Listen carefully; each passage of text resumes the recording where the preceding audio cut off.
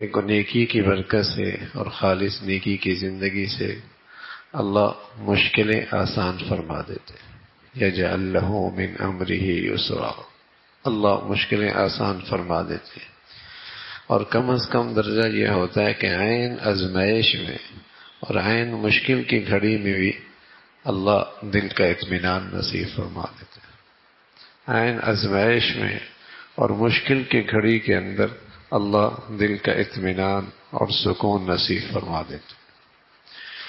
گناہوں کی نحوست سے دل کی دنیا فتنوں کے لیے سازگار ہو جاتی ہے، اور یہ دل آسانی سے باطل اور اہل باطل کی نظریات کو قبول کرتا ہے۔ وَلِتَصْغَىٰ إِلَيْهِ أَفْئِدَةُ الَّذِينَ لَا يُؤْمِنُونَ بِالْآخِرَةِ وَلِيَرْضَوْهُ وَلْيَقْتَرِفُوا مَا هُمْ مُقْتَرِفُونَ، کہ جب آدمی زندگی گناہوں کے گزارتا ہے تو فتنوں کے لیے اس کے دل کی دنیا بڑی سازگار ہو جاتی ہے۔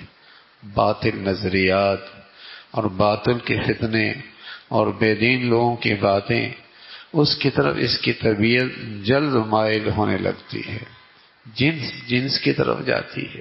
ظاہر بکرا جیسے کہیں کہ اپنے جنس کی طرف جاتا ہے، بلی اپنی جنس کی طرف جاتی ہے، مرغی اپنے جنس کی طرف جاتی ہے۔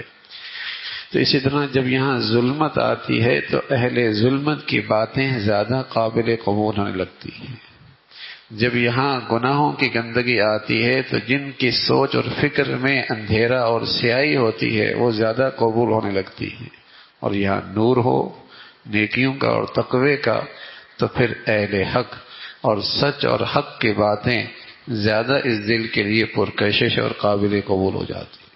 تو گناہوں کی نحوست سے دل کی دنیا فتنوں کے لیے قابل قبول ہو جاتی ہے، اور باطل اور اہل باطل کی نظریات آسانی سے قبول ہونے لگتی۔